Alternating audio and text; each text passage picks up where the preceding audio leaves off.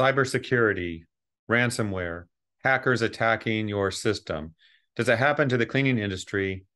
And if so, how often? And what can you do to prevent it? It's a real concern. And today we're going to dig into this issue and help you make what's yours safe.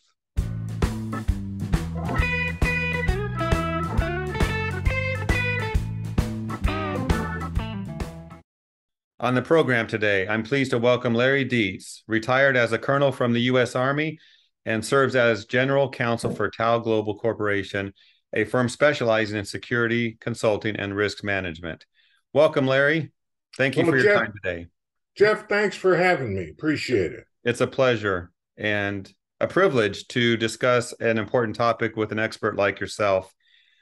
Our topic today, and Larry's going to expand on this a bit, is security in the cleaning industry, but beyond the typical. We're going to cover cybersecurity issues facing everyone today. So Larry, if you're ready, we'll get started. Okay, let's hit it. All right. First question for you is, how important is this topic of cybersecurity in the cleaning industry? Well, Jeff, I don't have to tell you and the members of the cleaning industry, we all run on our electronics. Whether it's our iPhones, our iPads, our iMacs, and the thousands of chips and servers and other things we use to make our lives easier every day. And the cyber crooks are out there big time. And we have different flavors of cyber crooks, ranging from your normal street side dirtbag to my good friend Vlad Putin and his contractors. And most of them are out for one thing, Jeff. They're out for money. And they don't really care what industry the target is in. They're basically interested in getting into a system and being able to get access to information that they can be resold, or that they can use that control of that system for their own purposes. Makes sense. Larry, when you deal with companies in general, maybe some of the smaller ones, do you ever see an attitude of, we're safe, maybe because it won't happen to us because we're not that important? Does that ever happen? Well, Jeff, candidly, I've seen that attitude from a number of industries and people, not necessarily limited to small business. Early on in my career, we're talking here the Vietnam era, I was a crypto facility inspector, and a lot of these infantry units thought they were just not important. The Viet Cong, however, thought they were very important. And organizations, even if they're small business or low profile, think they're not a target. Well, that's not necessarily true. For example, CEOs, CFOs, and their personal assistants are very popular targets, regardless in the industry, because those people have access. They have access to information. They have credibility. If I can control the system of the personal assistant, I can probably send email out in the name of the principal, the executive, and that type of scam has resulted in millions of dollars being wired to crooks. And so just because you're low-level guy doesn't mean you're not important.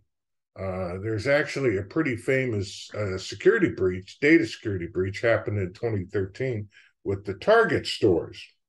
There were 40 million credit and debit accounts that were compromised and 70 million of Target's customers. The bad guys didn't get in through the cyber front door. They actually compromised the credentials of a contractor, a heating, ventilation, air conditioning contractor, and that's how they get in. So people should not assume because they're low level or in a non-glamorous industry, they're not targets. Okay, makes sense.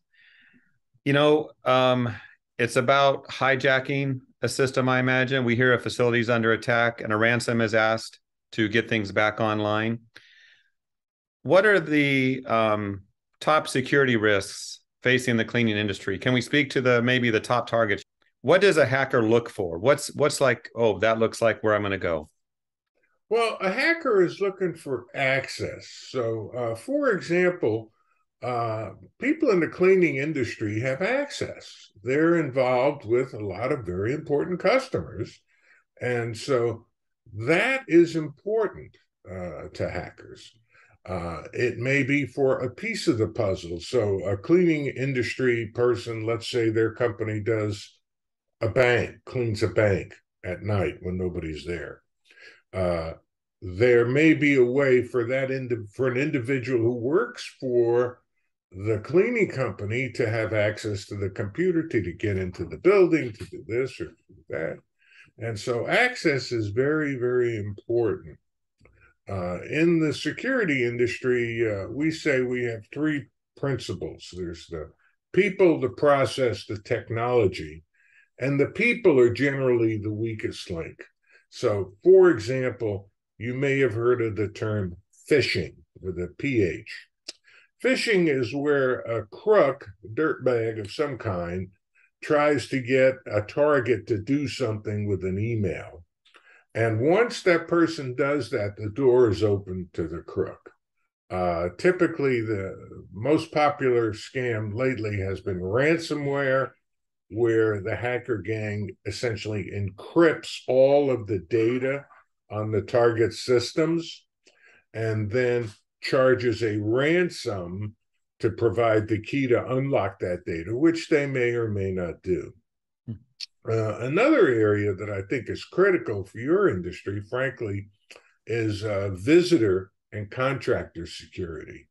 It is absolutely essential to hold visitors and contractors and anybody else who has access to the facility to the same level of security as your employees on the inside.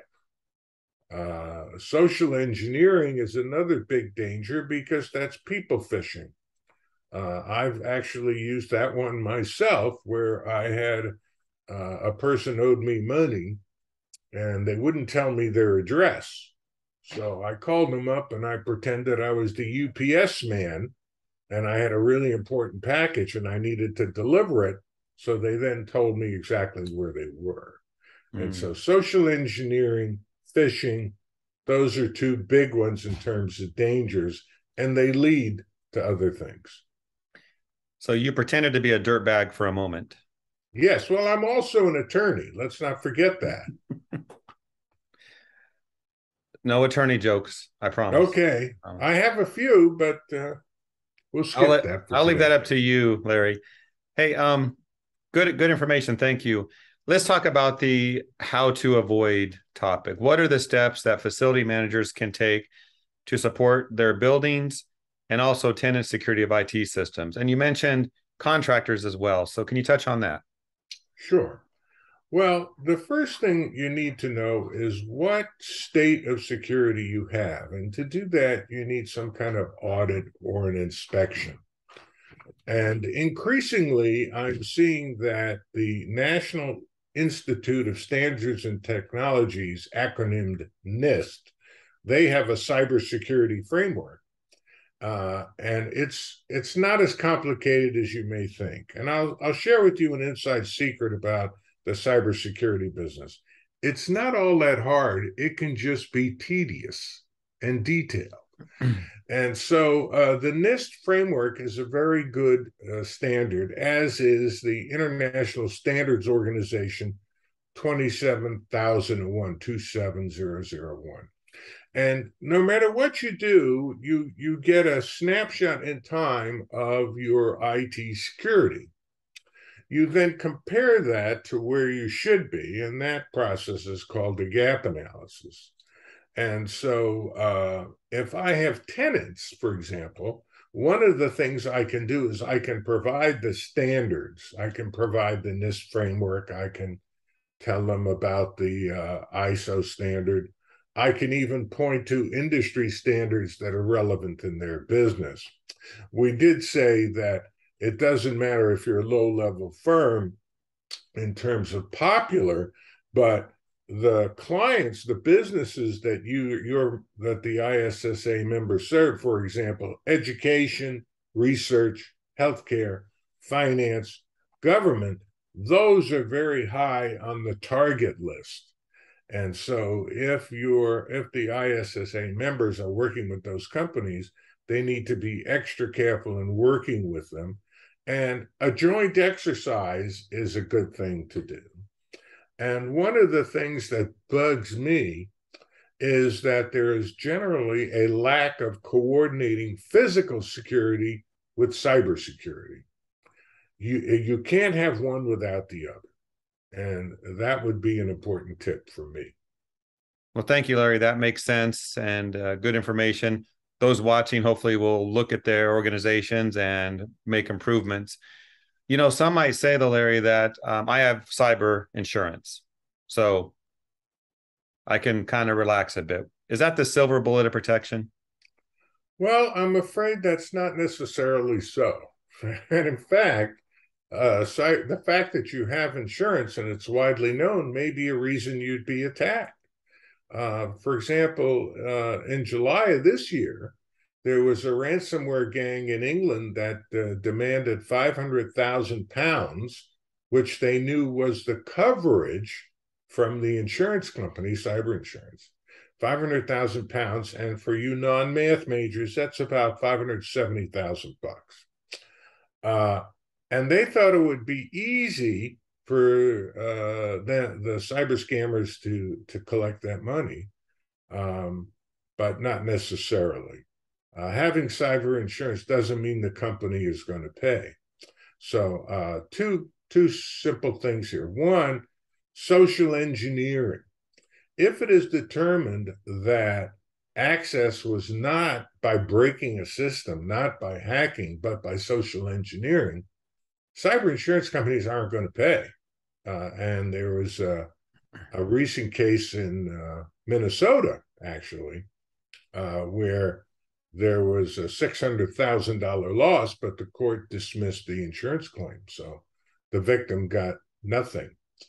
The other area where it's very clear that insurance companies are not going to pay is if the hacker was sponsored by a government, Russia or China.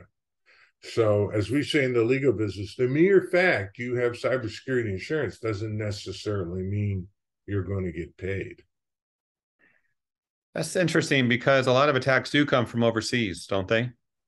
Well, overseas attacks, yes, and there are different flavors of those attacks. You have your run-of-the-mill gang, you have professional hacker gangs, you have countries that have very sophisticated cybersecurity offensive capabilities, such as Russia, China, Iran, North Korea, to name some. And then you have transnational criminal organizations that are also involved in hacking. And then you also have subcontractors of the nation states who are working for a government, Russia or China. So there are all kinds of players in the field there. Interesting. Something you talked about a bit, but do you have any more to add about this?